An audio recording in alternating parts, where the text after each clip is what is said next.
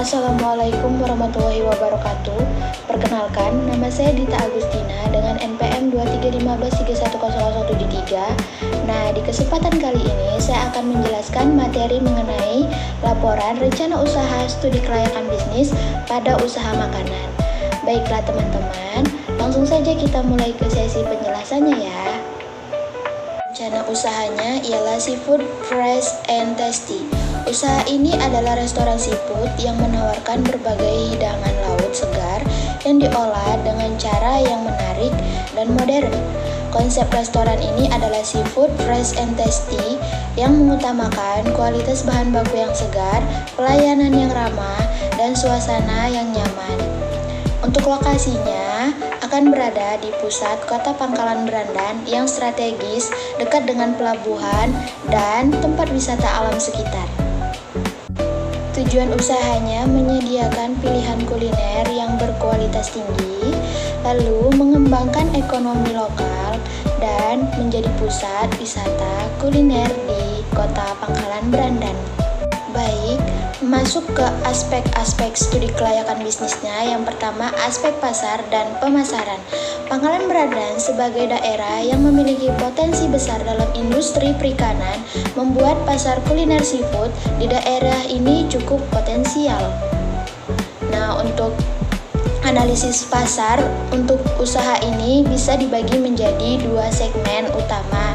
Yang pertama itu warga lokal dan wisatawan. Nah, untuk strategis pemasarannya yang dapat diterapkan seperti pemasaran lokal melalui media sosial yang aktif seperti Instagram, Facebook, dan TikTok. Habis itu browser dan kerjasama dengan agen kemitraan supplier lokal yang dimana menyediakan seafood segar. Lalu adanya personal branding dan promosi restoran yang dimana menggunakan logo dan desain interior. Yang kedua, ada aspek manajemen dan organisasi. Untuk struktur organisasi yang akan dibangun ialah pemilik dan manajer umum, ada koki utama, staf dapur, pelayanan, serta pemasaran dan administrasi. Dalam hal sumber daya manusianya, restoran akan mengutamakan kualitas pelatihan karyawan, terutama untuk pelayanan yang ramah dan profesional. Nah, yang ketiga ada aspek teknis dan operasional.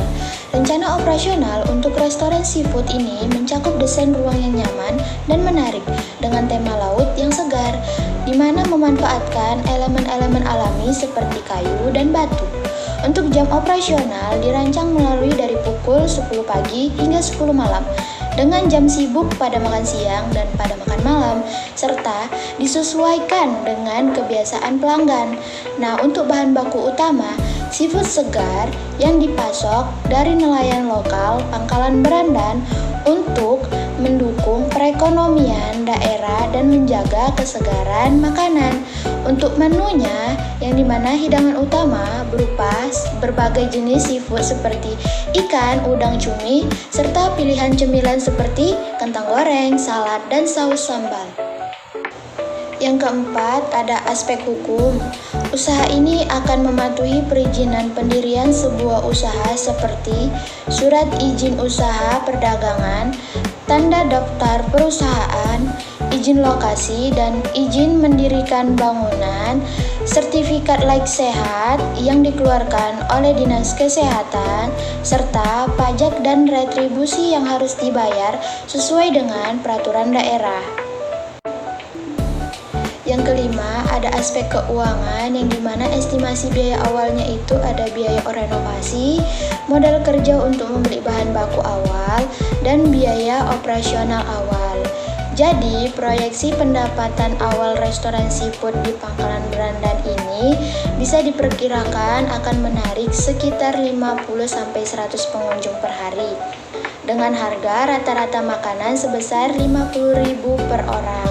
Dengan estimasi tersebut, pendapatan bulanan bisa sekitar antara 75 juta hingga 150 juta per bulan.